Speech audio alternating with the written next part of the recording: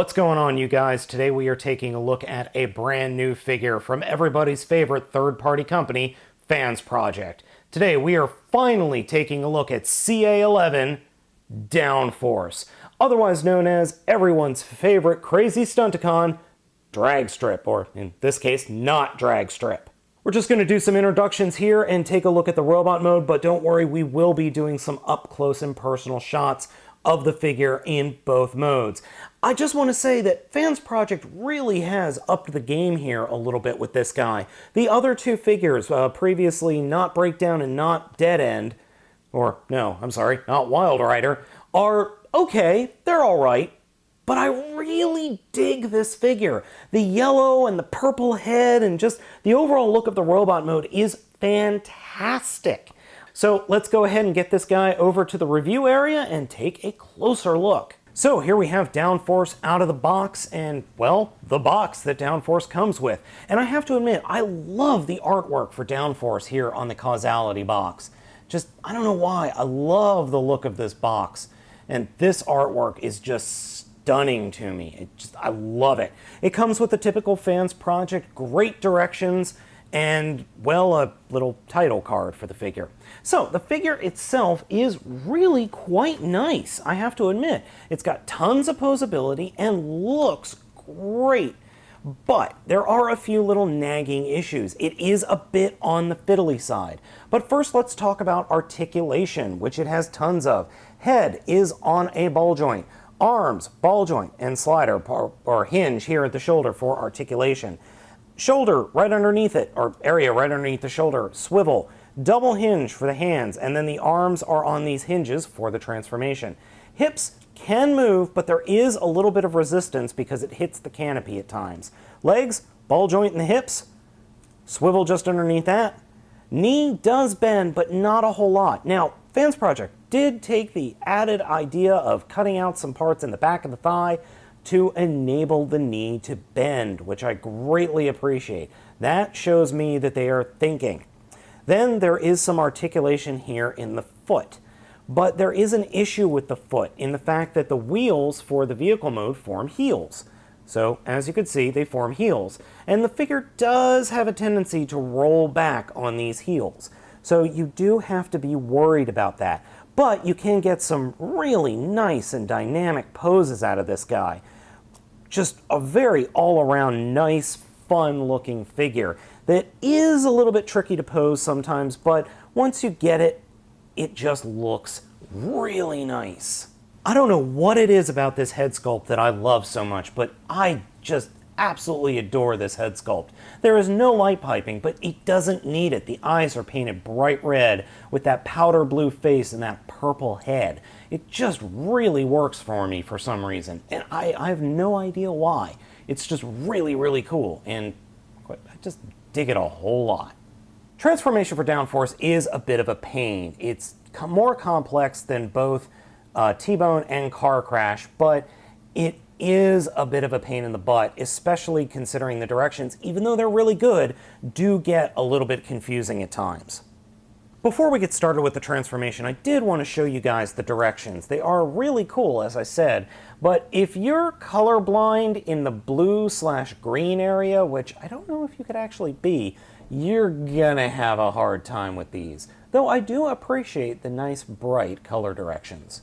Alright, enough willy-washy. Let's get on to the transformation.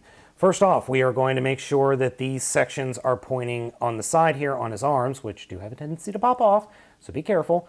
We're going to make sure that they are pointing straight up, and we want to turn the arms up over the figure's head. And the way we want to know which end of the figure we're going to be, or which part of the arm we're going to be using, is the little tab here is only on one side of the shoulder. So that tab we want to be up towards the canopy. Then we're going to take the canopy and rotate it around, and this gets tricky. Sometimes you just gotta get things out of the way and just rotate the canopy around, and honestly the head will actually get in your way as well. So turn that canopy around and get the head up and out of the way.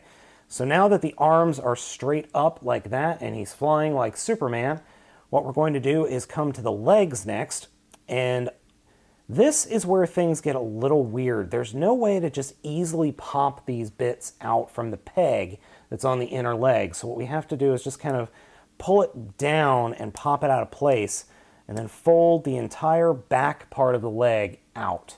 So we'll do the same thing on this side. So pushing in on the wheel, popping it out of the peg, and just flipping it up like that.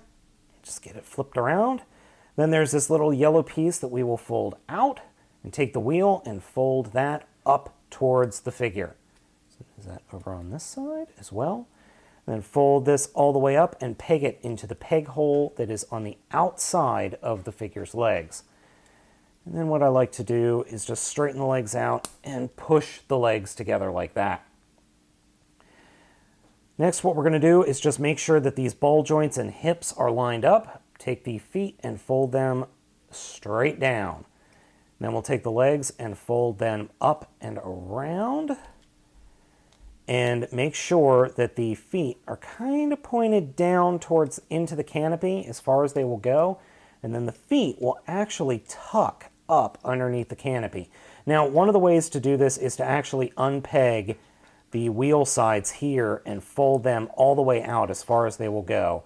And then we just kind of got to work on the clearance here and get that in line, and there we go. Now we can actually put the legs back up and peg them into the side of the body and into the back part of the legs. And then we can push the head down and the canopy back.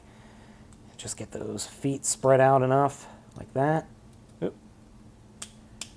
And get them snapped into place thusly. So what I've done here is I've gone ahead and transformed the left side of the figure so you can see what we're going to end up with. And on the right side, I'm actually going to show you the transformation. And I will be freely admitting that this is probably the most annoying part of this figure, is transforming these arms. Because more often than not, you will end up popping the ball joint off of this piece right here where my finger is, and this piece right here.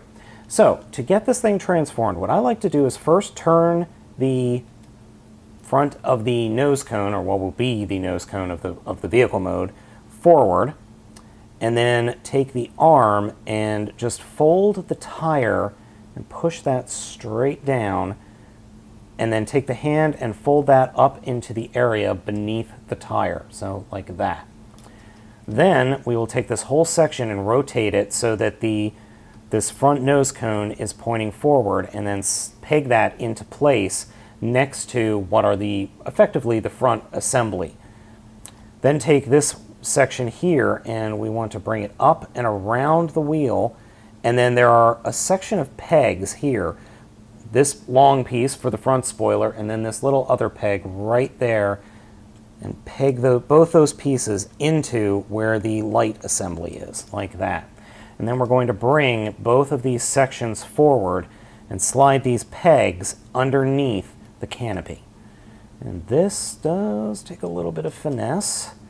And then when we get them together, we just push them together. And every time I've transformed this, there is a little bit of a gap left in the very front of the vehicle mode for downforce. I haven't figured out the best way to push these two pieces together, but I just end up like that. And then last but not least, we will take the gun, which the gun is very cool. I like the gun, I just wish it was a little bigger. We're going to split the gun apart, and then the gun will actually peg into sections right here and right here underneath the robot or the vehicle mode.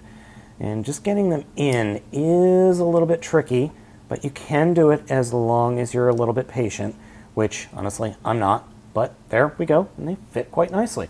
So here we have downforce in vehicle mode. Downforce in vehicle mode is very much styled after kind of like an F1 car. Very, very cool looking, very futuristic looking. A lot of people have called this a Lamborghini, and the only Lamborghini I've been able to find is a concept vehicle, which would fit with the other two Not-stunticons released, specifically Car Crash and T-Bone. But that's not the whole story, because a couple of years ago, Top Gear, Jeremy Clarkson specifically, drove a Capreo T1. I think I'm pronouncing that right. I could be wrong, but I think that's what this car is. I don't think this is a Lamborghini, I think this is another car. It's one of the fastest production cars available in the world. And I think it looks more like that than the Lamborghini concept. But that's not to say that this isn't very cool. Out of the 3 Not-stunticons released at the time of this review, Downforce Vehicle Mode is by far my favorite. Downforce is an awesome little figure. I really like this guy. He's fun, he's an interesting car mode, and I really think he belongs in your collection, even if you're not getting all of the Not-stunticons. So with this guy, we've got one more. I believe his name is Last Chance, and then we've got the Not-Menasor figure to come. I think next month, which is going to be July of 2013, is when Last Chance, which is not Dead End, is going to be out, and then September is when we're getting Not-Menasor. So we've still got a couple of figures and much too long of a wait before we will have FansProject's Intimidator or Not-Menasor. So guys, I hope you enjoyed this review, and I will catch you next time.